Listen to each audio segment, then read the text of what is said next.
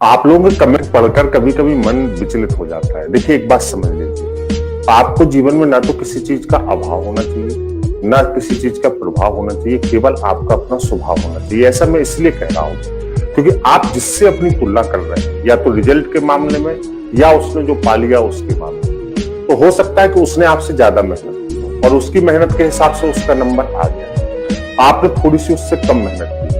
Result में सभी लोगों का दुखी होना जरूरी नहीं है, क्योंकि रिजल्ट में वास्तव में दुखी होने का हक केवल उस व्यक्ति का है जिस व्यक्ति ने वास्तव में मेहनत की थी और वो कुछ नंबर से रह गया। लेकिन वह व्यक्ति भी इस चीज से संतोष कर सकता है कि जो व्यक्ति सफल हुआ उस व्यक्ति ने उससे ज्यादा मेहनत की, तो आप अभी थोड़ी सी और मेहनत आपकी रह गई है, बाकी लोगों ने तो मेहनत ही नहीं की, तो वो क्यों दुखी हो रहे हैं? उनको दुखी नहीं होनी चाहिए, बल्कि उनको कोशिश ये करनी चाहिए कि कल्चर ऑफ कॉन्कर, जिन्होंने मेहनत की, उन्होंने किन परिस्थितियों में मेहनत की, उससे आप मोटिवेट होइएगा कि दुखी होइए।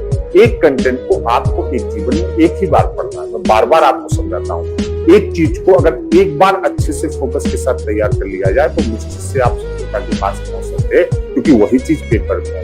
एग्जामिनर भी उसी चीज को देख के पेपर बनाएगा, बशर्ते कितने फोकस से आपने उस चीज को तैयार किया है। यदि हम किसी बात को, यदि हम किसी लक्ष्य को पाने के पीछे लग जाए तो हमें कोई वहां से हटा नहीं सकता। हर तलबगार को मेहनत का सिला मिलता है, बुद्ध तो क्या चीज है मेहनत से मिलता। अगर खुदा भी मेहनत से मिल सकता है, बशर्ते हम कितने इच्छित हैं उसको पाने के, हम कितने डिजायरेबल हैं, ये हमारे ऊपर डिपेंड करता है। आप अपने जीवन में केवल एक कोशिश करिए कि आप सबसे पहले एक अच्छे व्यक्ति बनिए। आपके अंदर ईर्ष्या नहीं हो, आपके अंदर किसी का बुरा करने की भावना ना हो, आप बिल्कुल क्रिस्टल क्लियर रहें, आप लोगों की मदद करें, आप बिल्कुल परेशान नहीं है। आप अपने नीचे की दुनिया देखिए, आपके पीछे जो लोग हैं वो आपसे बहुत परेशान है। तो इस परेशानी का, इस संघर्ष का मजा ही कुछ और है, क्योंकि यही संघर्ष, यही दिन आपको जब सफलता में बदलेंगे तो आपको बहुत मजा आएगा, और ये दिन आप गोल्डन डेज के रूप में याद करेंगे। कोई भी व्यक्ति कहीं पहुंचा है तो वो 1, 2, 3 दिन की बात नहीं, उसके पीछे उसने बहुत लंबी जर्नी बेटा तय। तो उस जर्नी के हिसाब से चीजों को देखिए। आपकी ये जर्नी चल रही है, मुस्कुराते हुए, सकारात्मक रहते हुए इस जर्नी को तय करिए। जो व्यक्ति सफल हुआ है उसकी उपदेश काल परिस्थिति सुविधाएं अलग थी, आपकी उपदेश काल परिस्थिति सुविधाएं अलग है। हम किसी को हूबहू कॉपी नहीं कर सकते।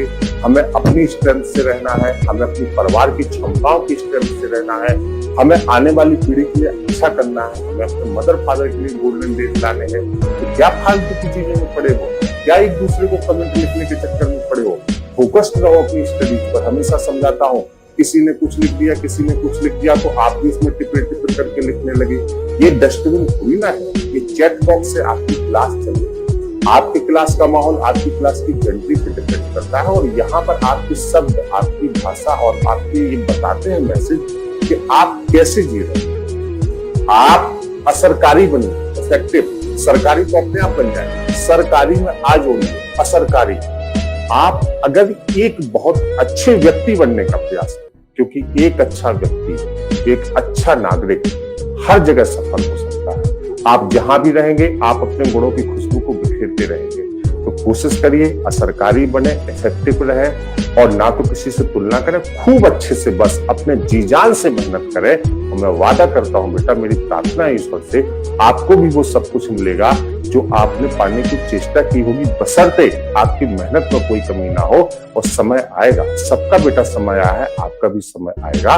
बस दिल खोल के सच्चे मन से मेहनत करते रहिए, यही मैं आपसे कहूंगा। और ये जो चैट बॉक्स में एक दूसरे के सवालों का जवाब देना, ये सतही चीज मत किया करिए, क्योंकि आप समाज का प्रतिबिंब है। आप समाज को लेकर चलने जा रहे हैं, आप समाज की नीतियों को लेकर चलने जा रहे हैं। आप चुने जाएंगे अधिकारी के रूप में, किसी सदस्य के रूप में जब चुने जाएंगे तो आप अपने अंदर वो गंभीरता लाइए कि आपको देख के लगे कि हाँ, आपके अंदर एक असर है, आपके अंदर एक व्यक्तित्व है, आपके अंदर एक चेष्टा है, आप इस समाज को आगे ले जा सकते हैं। तो ढेर सारा काम करना है, ढेर सारा अच्छा काम करना है। हमेशा अपने से नीचे लोगों की मदद करें, समाज के बारे में अच्छा सोचें। कभी भी जेंडर डिस्क्रिमिनेशन की बातें आपके अंदर नहीं आनी चाहिए। आसपास के लोगों को देखिए, आपसे बहुत बुरी स्थिति है तो क्यों परेशान होते हो यार? जिसको मिल गया उसका नंबर पहले आया, आपको बहुत मिलेगा। केवल अपने माँ बाप की चिंता करते हुए जिए।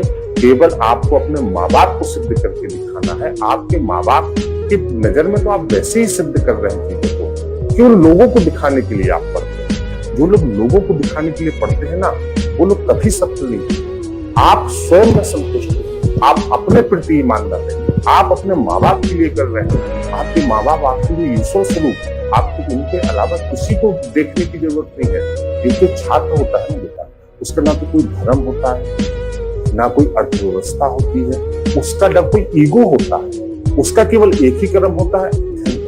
और जब तक माँ बाप सामने है ना, आपके लिए वही ईश्वर है। आप उन्हीं के लिए कर रहे हैं, उन्हीं के लिए करिए, उन्हीं के लिए आगे बढ़िए। किसी को दिखाने के लिए पढ़ेंगे, अपने लिए पढ़ेंगे। आप अपने लिए जब पढ़ाई करेंगे तो रिजल्ट नहीं होते। दिखाने के लिए जब तक पढ़ाई करेंगे कुछ भी नहीं।